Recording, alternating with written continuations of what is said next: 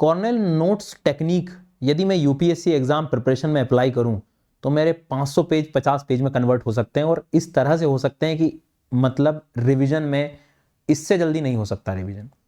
क्या तरीका है, मैं पैराग्राफ प्रॉपर पढ़ के आपको नोट्स बना के क्वेश्चंस पीवाईक्यूज को अलाइन करके सारी चीजें सिखाने वाला हूं अगले 5-10 मिनट। तो मैं वीडियो स्लो भी लग रहा हूं ना, तुम 2x पे कर लो, लेकिन पूरा वीडियो लास्ट तक देखना।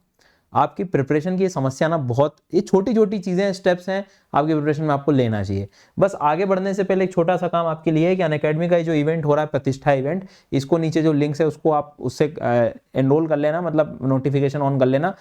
9th एनिवर्सरी अनअकैडमी की 10 दिसंबर को शाम को 7 बजे इवेंट लाइव होगा। प्लीज आप इसमें जरूर जुड़िएगा, बहुत सारे सरप्राइजेस आपके लिए अवेलेबल हैं। यह है यूपीएससी अनस्टॉपेबल बाय अनअकैडमी वाला जो चैनल है, उस पर आपको मिल जाएगा।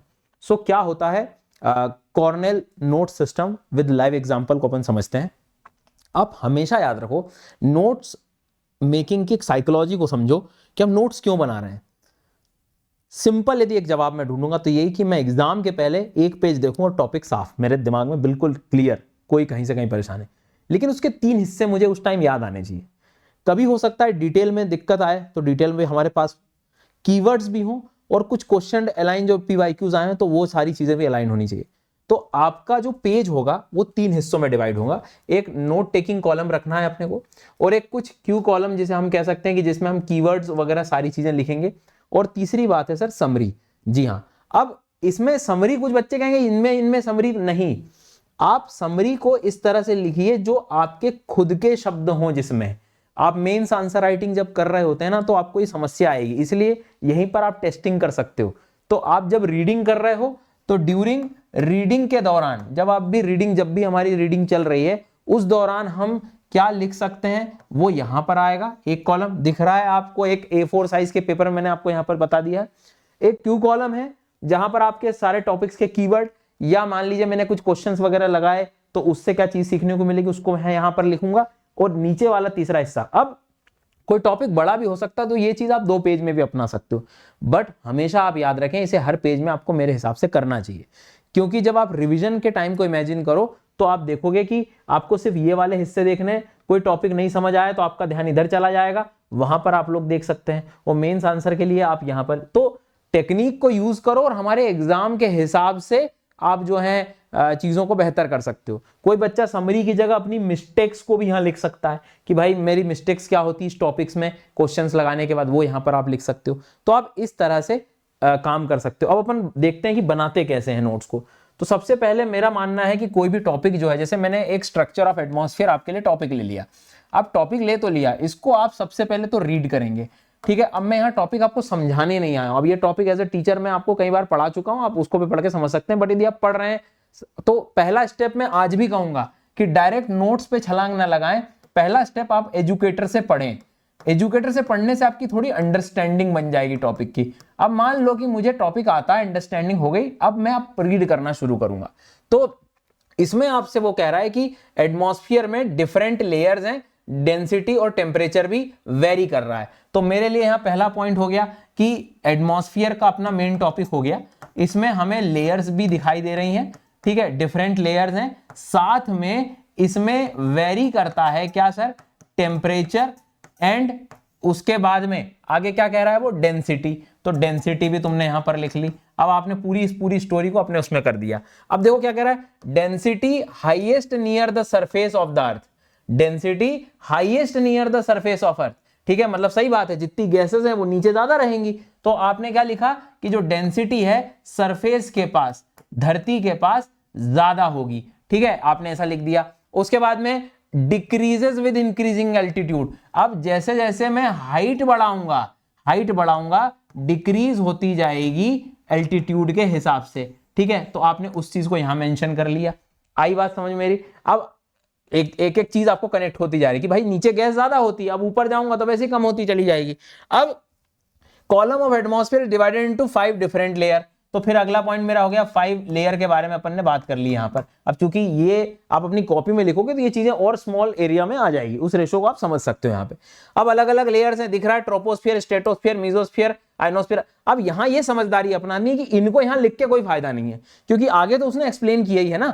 तो डिपेंडिंग अपॉन अब ट्रोपोस्फियर आ गया, तो पहला हम ट्रोपोस्फियर के बारे में हम लोग करेंगे। अब यहां आप कर सकते हो कि थोड़ा सा पेन का कलर तुम्हें लगे तो तुम यहां चेंज कर लो कि भाई ट्रोपोस्फियर की कहानी जो है क्या क्या होने वाली है। तो ट्रोपोस्फियर पे अब हम लोगों ने शुरू किया कि अब वो कह रहा है लोअर मोस्ट लेयर है, तो इसको भी आप लोगों ने लिख दिया, पता है सबसे नीचे वाले। अब देखो मान लो एक ऐसी सिचुएशन बन सकती है, यार ये तो याद ही रहेगा पहली लेयर, तो मत लिखो इसको, छोड़ो, खत्म, आगे बढ़ते हैं। एवरेज हाइट 13 किलोमीटर, हाँ ये जरूर लिख सकता हूं मैं कि एवरेज हाइट इसकी 13 किलोमीटर कह रहा है वो। उसके बाद में height of 8 kilometre near the poles और अबाउट द इक्वेटर।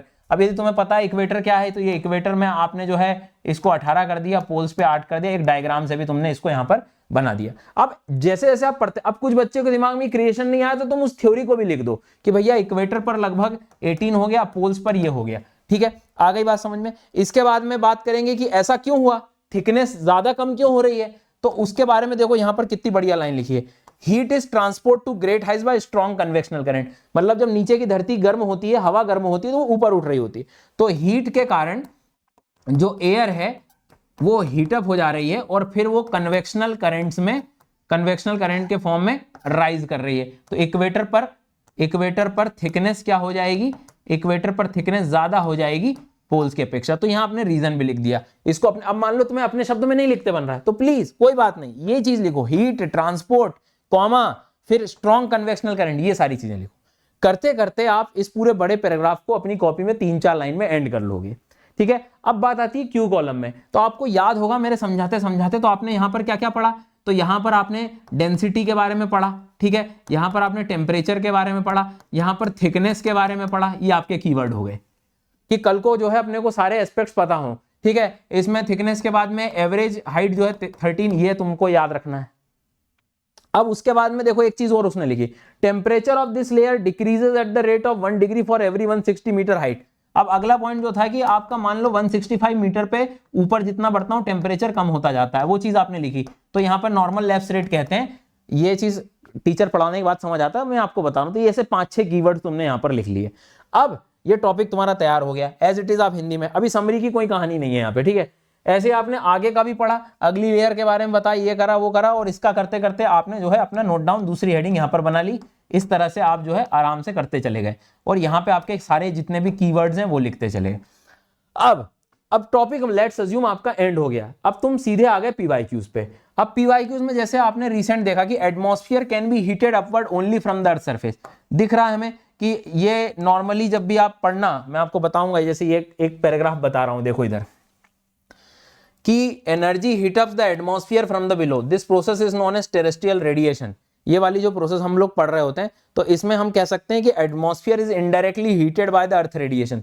मतलब क्या होता है, ये अर्थ का अर्थ है, ये हमारा एटमॉस्फेयर है, यहीं से ये रेडिएशन जो है निकल रहे होते हैं, तो इससे ये गर्म होता है। तो तुमने जैसे मान लिया कि यहाँ पर इस एमसीक्यू से तुम्हें लर्निंग मिली कि अच्छा मान लो लेट्स अज्यूम तुमने इसको गलत भी कर दिया, आपको नहीं समझ आया क्या करना है, आपने फिर सॉल्यूशन पढ़ा, ऑब्जर्व किया, सारी चीजें की।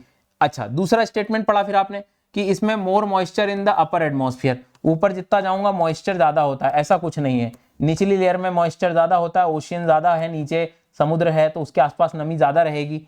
तो ये आपने स्टेटमेंट रॉन्ग कर दिया। फिर air is less dense in the upper atmosphere, ऊपर अभी हमने देखा कि हल्की होती है हवा, तो वो डेंसिटी वाला देखो पहली लाइन से क्वेश्चन आ गया। तो यहां से आपने देखा कि यार एक एमसीक्यूज बन रहे हैं, मतलब अब इससे जो भी तुमने लर्निंग ली, तुमने सॉल्व किया इसको, आप अपने यहां पर आ गए और कीवर्ड में एक नई चीज लिख ली कि एमसीक्यूज से मुझे क्या सीखने को मिला कि भैया डेंसिटी जो है एयर की, वो ऊपर जो है जितना हाइट बढ़ाऊंगा उतनी कम होती जाएगी, ठीक है। ये चीज अपने को याद रखनी है। दूसरी बात, एक बात और अपन ने क्या सीखी उस एमसीक्यूज से कि भैया जब भी हम बात करेंगे तो हमारा जो अर्थ है वो हीटेड कहां से होता है, लोअर एटमॉस्फेयर से। तो जो भी तुमने गलती या जो भी सीखा उसको यहां लिख दो, जो मिस्टेक करी उसको इधर लिख दो, कोई प्रॉब्लम नहीं। तो आप जब टेक्निक की तरफ जब जा रहे होते हो तो इससे आपका काम आसान। अब नेक्स्ट टाइम तुम जब भी पढ़ोगे, अब बस कोशिश करो यार कि जब पहली बार आपके नोट्स बने तो विद इन 7 डेज एक बार देख ही लो, नहीं तो इसी नोट्स को तुम 15-20 दिन बाद भी देखोगे तो समझ नहीं आएंगे। तो इसमें एक इंपॉर्टेंट बात यह है कि नोट्स बनाने से सिलेक्शन नहीं हो रहा है, आपको इसको एक बार देखना पड़ेगा, आपकी इस टेक्निक को 7-8 दिन में यदि एक बार आपने इसको समझ लिया तो आपका काम खत्म, बढ़िया से आप ये काम कर सकते हो, ठीक है। आपने अगले एमसीक्यूज किए उसको यहाँ पर लिखो, तो होप कि आपको चीजें समझ आ गई होगी। अब रही बात समरी की, अब आपने देखा मेंस का कोई क्वेश्चन है स्ट्रक्चर ऑफ एटमॉस्फेयर, तो उसके बारे में आप बस ये कीवर्ड इमेजिन करो कि मैं कौन कौन से इसमें मेंस के लिए यूज कर सकता हूं। और नहीं तुम्हें समरी भी समझ में यहाँ तुम्हारी अच्छी बन गई है तो तुम यहाँ पर अपनी मिस्टेक्स का सेक्शन भी बना सकते हो, उसमें कोई दिक्कत नहीं कि समरी की कहानी यहाँ बनानी है, जरूरी नहीं है। तो ये एक टेक्निक है, इससे आप अपने नोट्स को बेहतर तरीके से बना सकते हैं। सो समझ आई मेरी बात, मैं क्या कह रहा हूँ यहाँ पर। तो इस चीज को जो है आप थोड़ा सा ऑब्जर्व करेंगे तो यहाँ पर ध्यान से देखें, इस जगह पे ये पूरा जो हिस्सा है इसको आप कीवर्ड की तरफ रखें, ठीक है। समझ आ गई बात। वीडियो कैसे लगा कमेंट जरूर करना और चैनल को सब्सक्राइब कर लेना, और प्रतिष्ठा इवेंट को जो है आप जरूर देखना शाम को 7 बजे 10 दिसंबर को। Let's crack it.